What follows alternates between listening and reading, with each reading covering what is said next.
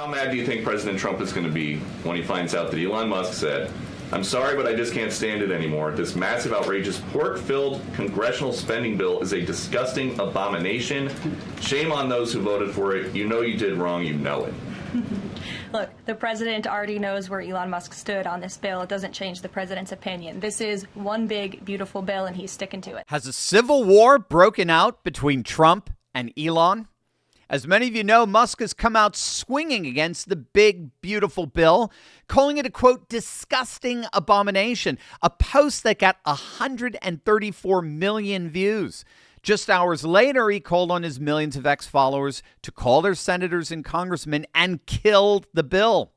For their part, the Trump White House responded, as you just heard there, with an unusual degree of measured calm, confirming that while there are concerns about the bill, Trump is sticking by it. Now, at the heart of the issue here is two conflicting projections regarding the big, beautiful bill. One from the CBO, the Congressional Budget Office, and a very different projection coming from the Office of Management and Budget.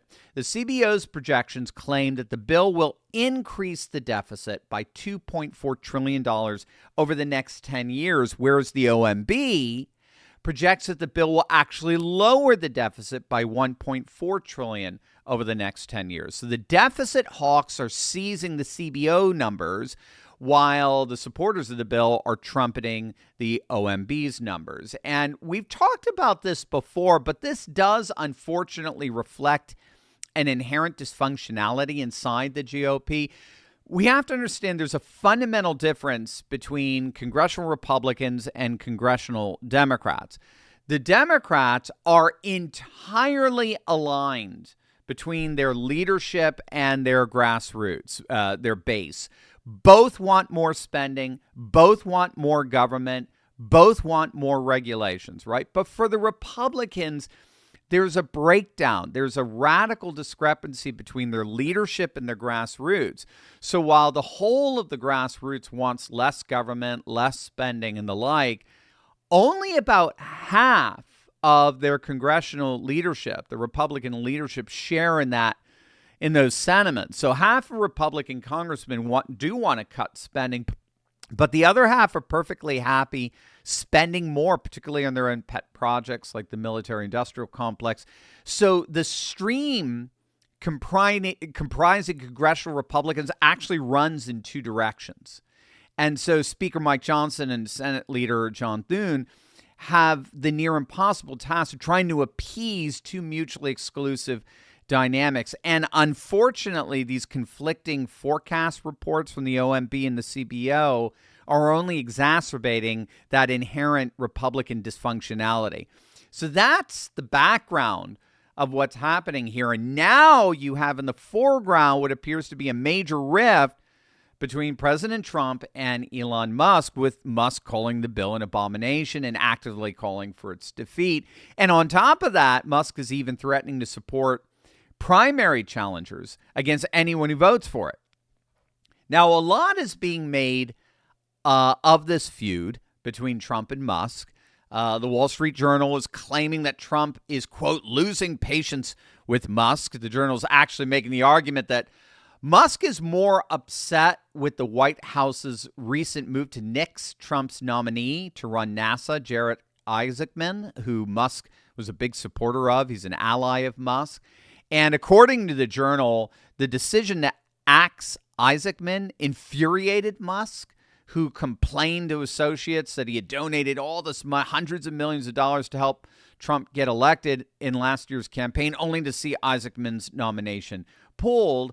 And so what we're seeing, this is again according to the Journal, what we're seeing play out here is actually retribution for that action by the White House. So that's what's really behind Musk aggressively attacking the big, beautiful bill. Axios is following suit. They're actually giving 4 reasons for Musk opposing the bill.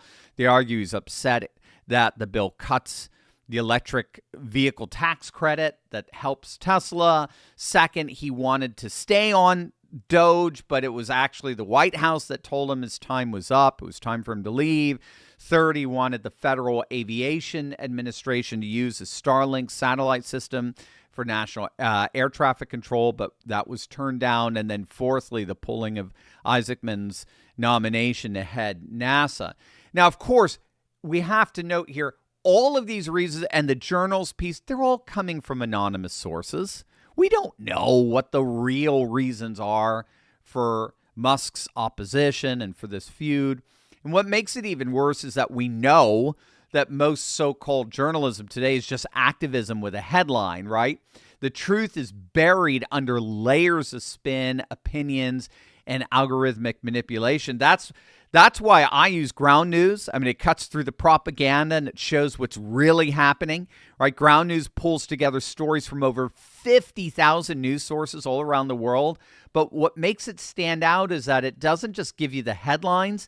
It shows you the political bias and ownership behind each outlet reporting. So you're not just reading the news, you're actually understanding it. So that's why more than 1 million people have downloaded the Ground News app. The Nobel Peace Center even called it an excellent way to stay informed, avoid echo chambers, and expand your worldview. Check it out for yourself at ground.news/Steve. My favorite feature is the blind spot feed.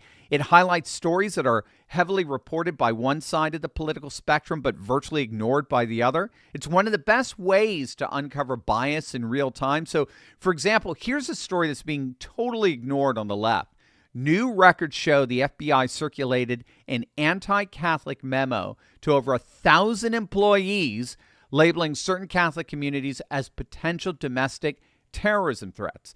Internal emails show the memo got positive feedback from other FBI offices with no recorded objections. It's a disturbing look at how religious groups were being viewed by federal agencies under former President Biden. Now, here's one that the right doesn't want to talk about. Trump has been privately criticizing Supreme Court justices he nominated, especially Amy Coney Barrett, for not reliably backing his agenda. It's more than just personal frustration. It signals growing tensions inside the conservative movement over loyalty and the Supreme Court.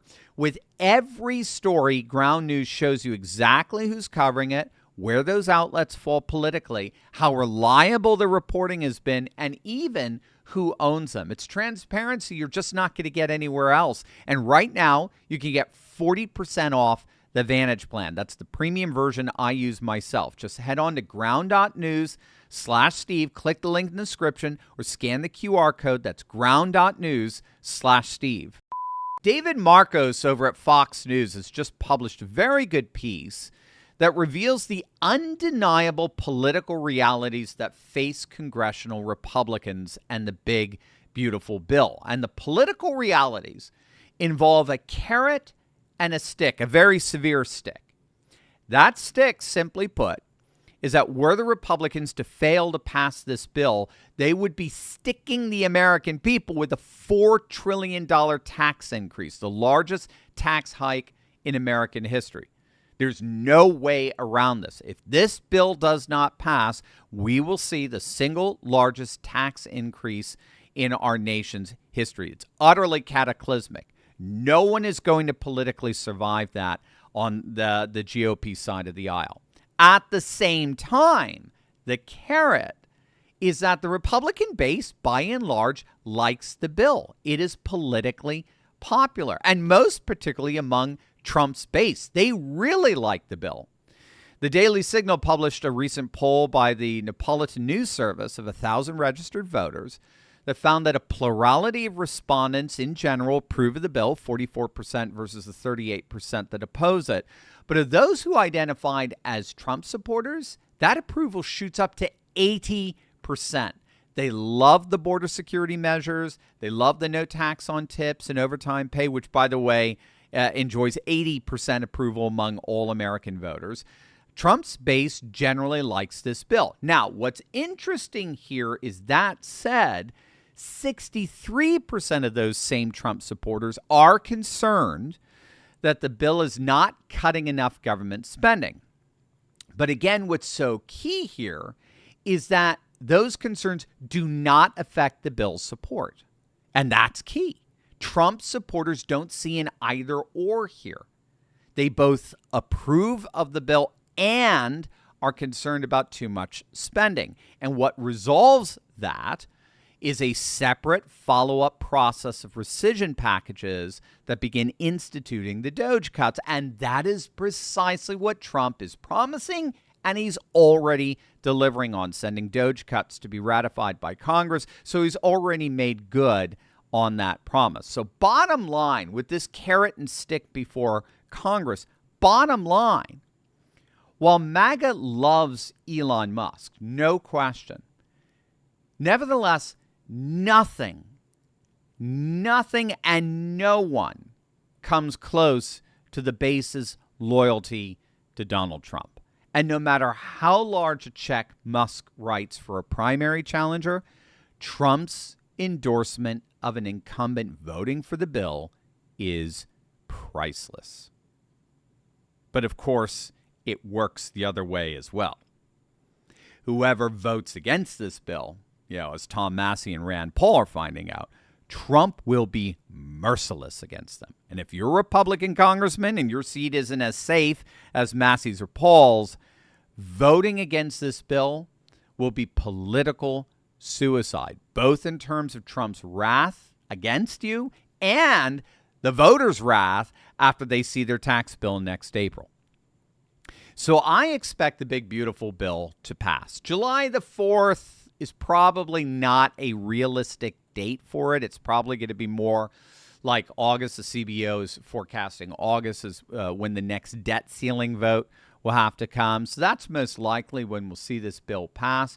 But the political realities are that it will have to pass.